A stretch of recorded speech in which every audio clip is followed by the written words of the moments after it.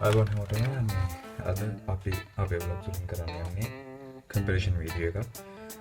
Compare කරන්න මොනවද කියලා කියනවනම් ශ්‍රී ලංකාවේ 90 දශකයේ ඉඳලා මේ වෙනකන් ඉන්න හැම පුංචි කියලා කියන්න බෑ ලොකු පොඩි හැමෝම ගොඩක් ආස කරන ප්‍රොඩක්ට්ස් දෙකක් තමයි අද අපි කම්පෙයාර් කරන්න තෝරගෙන තියෙන්නේ.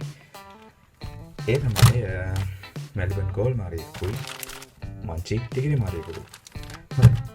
සාමාන්‍යයෙන් අපි ඕන දෙයක් ගත්තී ඉස්සෙල්ලාම කල්පනා කරන්නේ ඒ බාණ්ඩේ වටිනකම. උදාහරණයක් විදිහට දැන් අපි ගමු මේ මෙල්බන් ගෝල් මාරියක රුපියල් 35 ඔව් යස් රුපියල් 35ක් වෙනවා. එතකොට මේ ටිකිරි මාරියකේ ගාන වෙන්නේ 35ක්.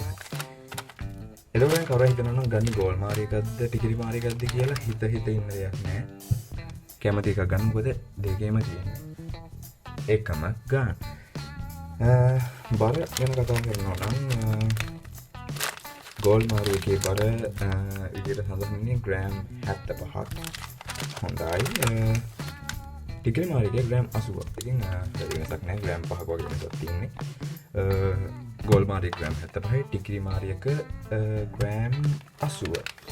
ඊට පස්සේ කතා කරනවා නම් අපි ඊටම අඩුවෙන් කතා කරන දෙයක් තමයි මේ බාණ්ඩවල තියෙන ප්‍රොපර්ටිස්. එහෙම නැත්නම් ගුණාංග.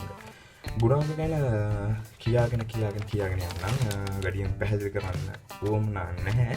ඒ දැනගන්න ඕන හින්දා අපි පැහැදිලි කරන්න. ගෝල් මාරි ග්‍රෑම් 100ක තියෙනවා ශක්තිය කිලෝජූල්ස් 1894ක්. ටිකිරි මාරි ග්‍රෑම් 100ක තියෙන්නේ කිලෝජූල්ස් 1845යි. ඉතින් අර එහෙම බලනකොට ගෝල් මාරියක බරෙන් අඩු වුණත් කිලෝජූල්ස් ප්‍රමාණයෙන් පොඩ්ඩක් වැඩි ටිකිරි මාරියකට වඩා. ගෝල් මාරි ග්‍රෑම් 100ක ප්‍රෝටීන් තියෙනවා ග්‍රෑම් 9ක්. ඒ වෙනකොට ටිකිරි මාරි ග්‍රෑම් 100ක තියෙන්නේ ප්‍රෝටීන් ග්‍රෑම් 8.4යි. ඒ කියන්නේ ළඟ තමයි වෙනස යන්නේ. ළඟ පුංචි වෙනසක් තමයි තියෙන්නේ. සාමාන්‍ය මේ දිනවල ගොඩක් කට්ටිය සාමාන්‍ය ආහාරයක් ගනිද්දී බලන දේවල් කීපයක් තියෙනවා. ඉස්සෙල්ලාම මතක් වෙන දේ කොච්චරක් ෆැට් එක තියෙනවද කියලා. එහෙම නැත්නම් මේ දේ කොච්චරක් තියෙනවද කියලා.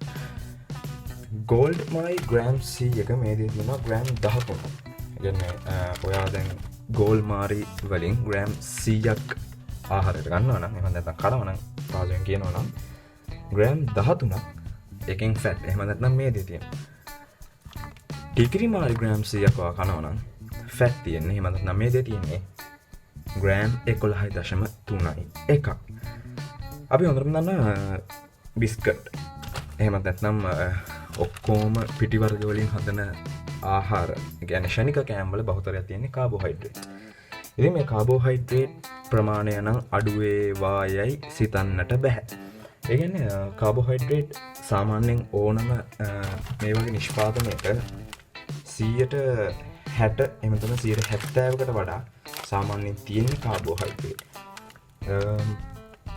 අපි ගෝල් මාරි ගත්තත් ගෝල් මාරි ග්‍රෑම් 100ක කාබෝහයිඩ්‍රේට් තියෙනවා ග්‍රෑම් 75ක්.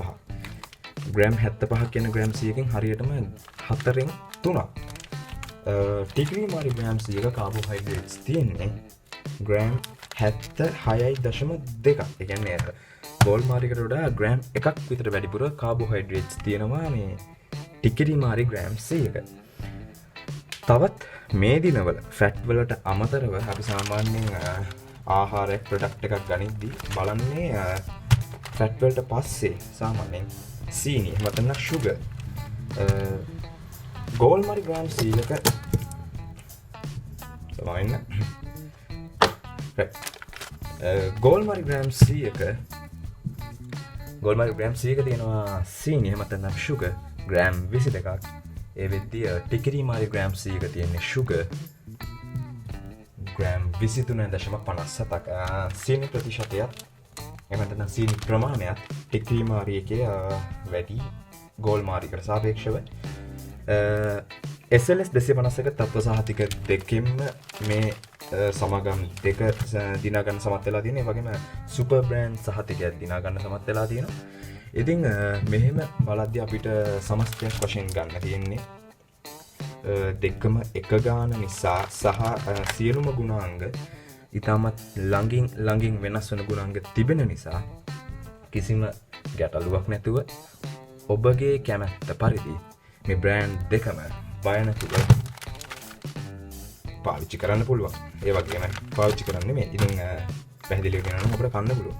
බොහොම ස්තුතියි. තවත් මේ වගේ රිවිව් එකක් හම්බ වෙමු. අපේ channel එක subscribe කරන්න, like කරන්න. තව මොන කෑමද කම්පෙයාර් කරන්න ඕනි කියලා අපිට කමෙන්ට් කරන්න. සුබ දවසක්.